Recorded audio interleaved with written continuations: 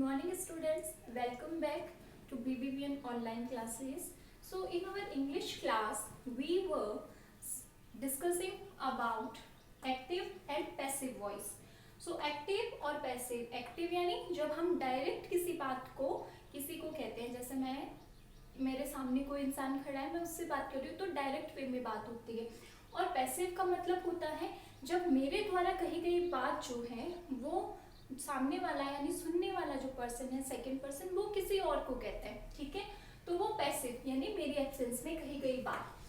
So today we are going to discuss about how to change an active voice sentence to a passive voice sentence. So first I am going to take simple present tense for this. Simple present tense में mainly अगर हम categorize करते हैं तो 4 types के sentence आते हैं. First is assertive, जिसे हम positive sentence भी कहते हैं. Second is negative sentences, जो कि हमें नहीं का अर्थ देते हैं यानी नॉट लगता है जिनमें. इंटेरोगेटिव सेंटेंस, जो हम क्वेश्चन पूछते हैं या क्वेश्चन वाले जो सेंटेंस होते हैं वो. And the fourth one is WH word या फिर हाउ से जो शुरू होने वाले जितने भी सेंटेंस है वो. So first I am going to take assertive और पॉजिटिव सेंटेंस, जिसका कि फॉर्मूला जो है वो टेंस के अकॉर्डिंग सब्जेक्ट प्लस वर्ब की फर्स्ट फॉर्म, जिसमें एस और ES हम according to the demand add करते हैं, एंड ऑब्जेक्ट. ठीक है, जैसे कि मैंने लिखा है शी प्लेज बैडमिंटन, यहाँ पर शी जो है वो मेरे सब्जेक्ट को शो करता है. ठीक है, प्ले मेरी वर्ब की फर्स्ट फॉर्म को और एस मैंने एड ऑन किया है इसके अकॉर्डिंग. Y so? बिकॉज मैं बात कर रही हूँ सिंगुलर नाउन की और ये जो बैडमिंटन है ये मेरा ऑब्जेक्ट है. फर्स्ट आपको कैटेगराइज करना चाहिए कि सब्जेक्ट क्या है, वर्ब क्या है एंड देन ऑब्जेक्ट क्या है. ये कैटेगराइज करने के बाद में फॉर्मूला हमें ये मिलता है, यानी कि इस फॉर्मूले को इसमें चेंज करना होता है. तो जब कैटेगराइजेशन हो गया तो सिंपली आप ऑब्जेक्ट, फर्स्ट इसमें बोला है तो हम ऑब्जेक्ट लिख देते हैं बैडमिंटन.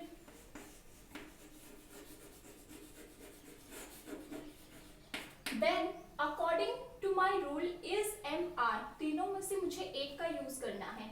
इज में यूज करती हूँ सिंगुलर नाउन के लिए, आई के साथ में हमेशा M का यूज किया जाता है और R में यूज करती हूँ प्लूरल नाउन के साथ में. तो यहाँ पर बैडमिंटन केवल एक ही खेल की बात हो रही है, that is why I am going to say that I am going to use is. ठीक है, then according to the golden rule हम जो भी पैसिव में सेंटेंस चेंज करते हैं वर्ब की थर्ड फॉर्म का यूज करते हैं.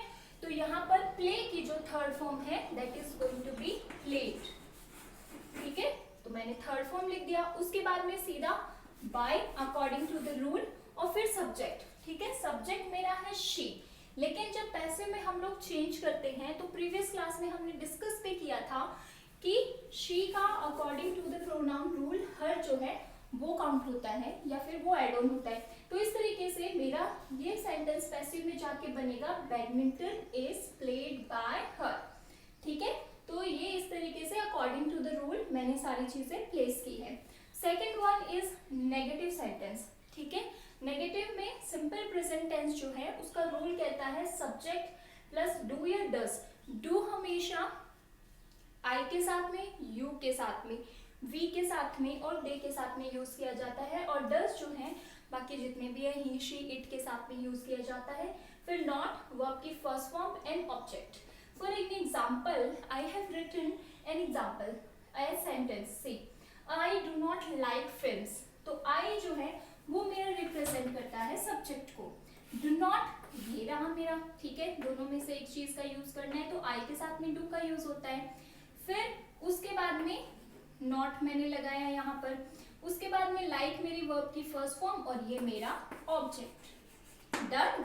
ये चीजें क्लियर करने के बाद में हम इस रूल को फॉलो करेंगे, that is object is MR, not verb की third form, by and subject. For this we have to write and learn the rule.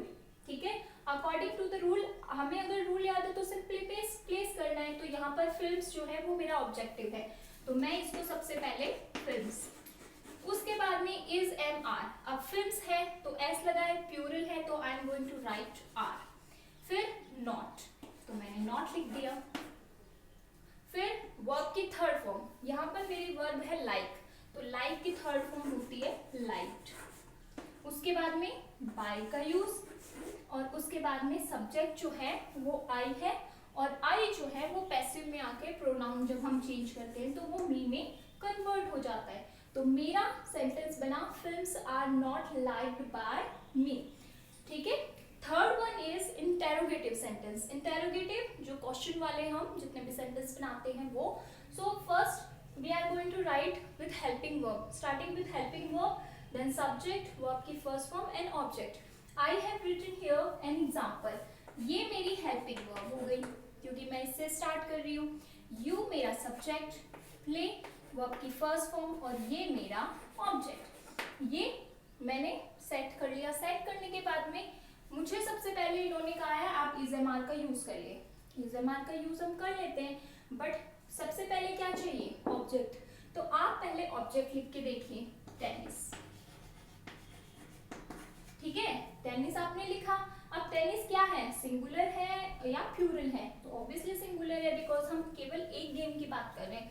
तो इस टेनिस, उसके बाद में हमें लगाना है ऑब्जेक्ट हमारा हो गया वर्ब की third form play, played, by का बाय, और सब्जेक्ट जो है वो यू है। तो यू का जब हम पैसिव में चेंज करते हैं तो एज इट इज प्लेस हो जाता है। तो इस टेनिस प्लेड बाय यू, क्या टेनिस तुम्हारे द्वारा खेला गया। ठीक है, तो ये मेरा थर्ड इंटेरोगेटिव सेंटेंस कंप्लीट होता है। The fourth one is WH word. WH word what, when, why and how को भी हम काउंट करते हैं, हु। ठीक है, जितने भी WH वर्ड से शुरू होते हैं उनका एक सेट फॉर्मूला है। पहले आप WH वर्ड लिखिए, फिर हेल्पिंग वर्ब, फिर सब्जेक्ट, फिर वर्ब की first form and then object. ठीक है, I have written here already. ये मेरा WH वर्ड, ये मेरी हेल्पिंग वर्ब, ये मेरा सब्जेक्ट, ये रिटन जो है वो मेरी मेन वर्ब, और ये मेरा ऑब्जेक्ट।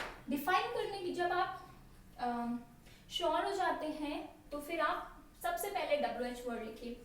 आपका YWH वर्ड है, एज इट इज प्लेस होता है, तो Y का आपने लिखा Y।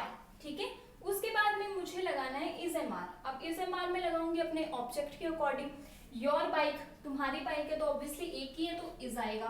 Y इज, उसके बाद में सिंपली मैंने प्लेस किया अपना ऑब्जेक्ट योर बाइक। उसके बाद में मेन वर्ब, मेन वर्ब की थर्ड फॉर्म यूज होती है तो रिटर्न का रिटर्न,